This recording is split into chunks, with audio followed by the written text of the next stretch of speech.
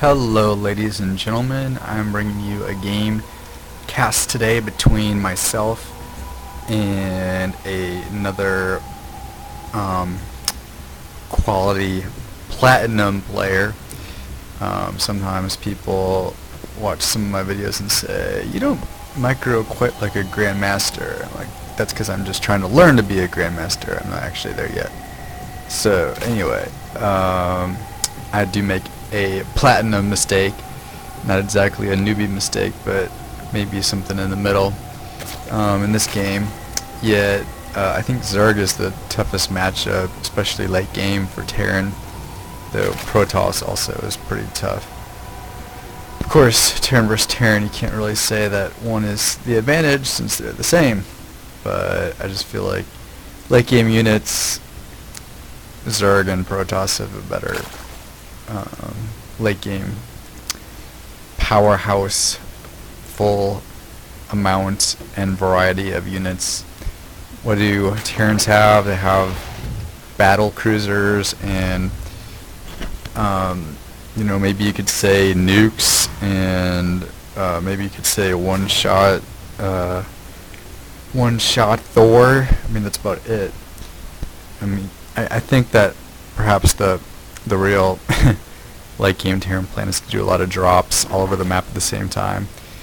So sometimes I think I'm playing the wrong map because I'd rather just be lazy and like click a giant mass of Void Rays and Colossus or Stalkers and Zealots and whatever, and not really worry about the micro so much.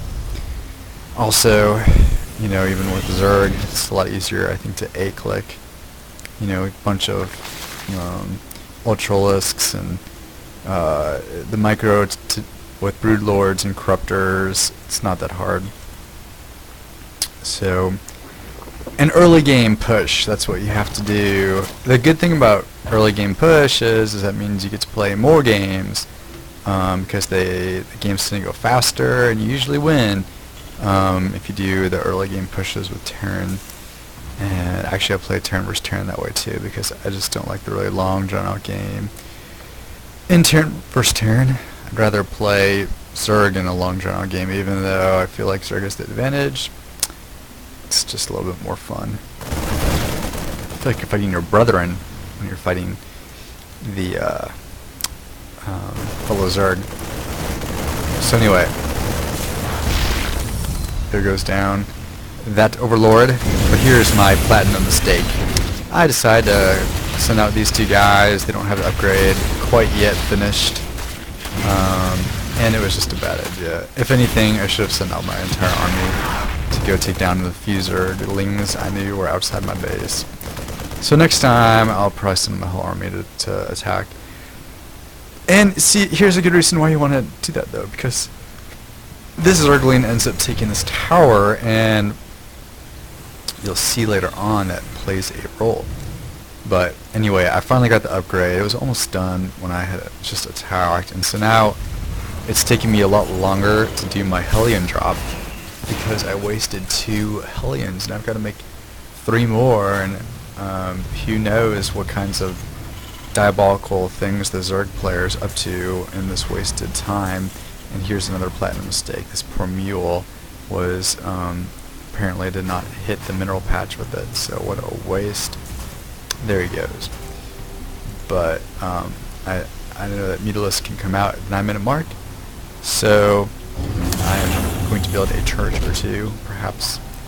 Anyway, maybe I don't. Maybe I just want to be ready to build turrets if I have to. I'd rather make Marines, so I built a couple more barracks. And I swap this over to a reactor so I can pop out those Hellions, and I can start popping out banshees. And here comes a wave of Zerglings. I mean, here's another platinum mistake that he makes. I don't know why you would want to, you know, scout with your entire army. If I had a siege tank up there, they'd all be dead. So that's a very bad idea. And plus I know what he's been doing. I know he's got a lot of Zerglings, and probably doesn't have a whole lot else if he's been making that many Zerglings.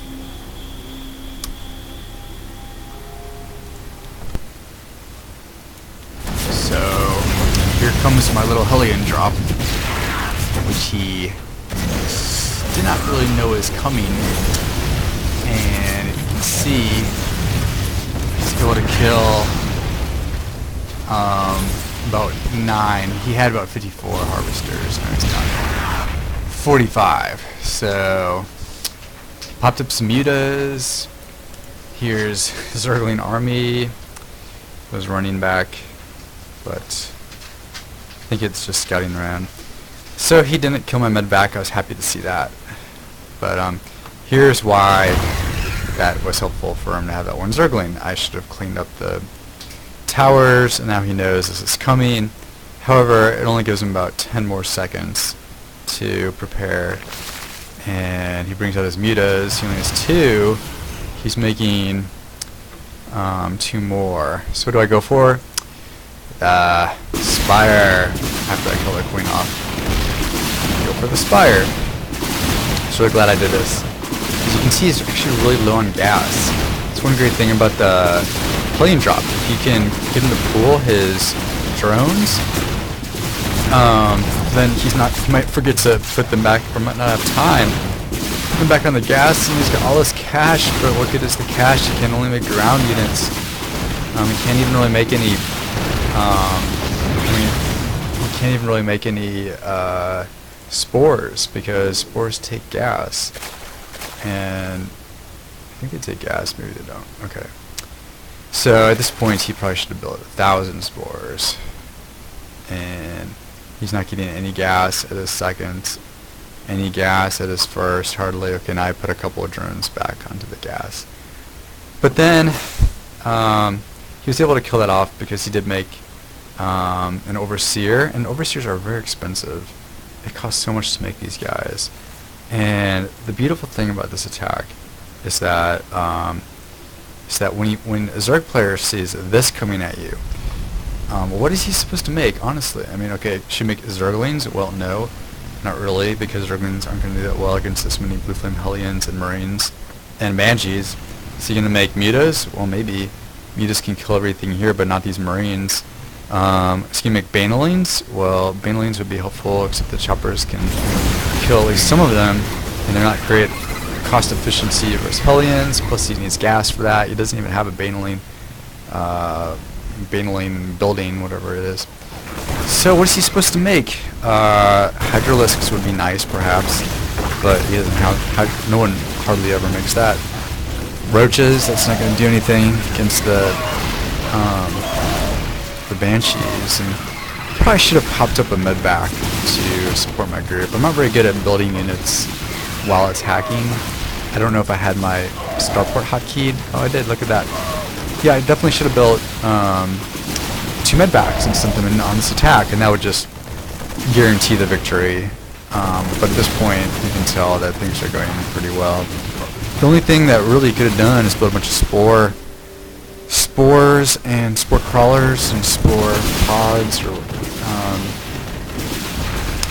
spine crawlers and spore crawlers. I mean, but even that, quite frankly, it just wouldn't do the trick. If you have like 4 Banshees, the spore crawler goes down pretty quickly, and of course the spine crawler is worthless against your air units. So this is just a great unit mix, and the Hellions did go down, but I mean, I sent them around here to harass, and even though the Zerg players getting the 3rd, honestly I have no idea how this Marine got over there, but he did, and he found it, and so you can see that the game is basically over. These babies cost 50 mineral, 100 gas, on top of the fact that they cost 100 mineral in the first place. It's like 150, 100 just for detection. It's really expensive detection. Very expensive. Zerg is just really bad against cloaked Banshees, I'm discovering. So this is Custard's last stand right here, and game over. Hope you enjoyed it.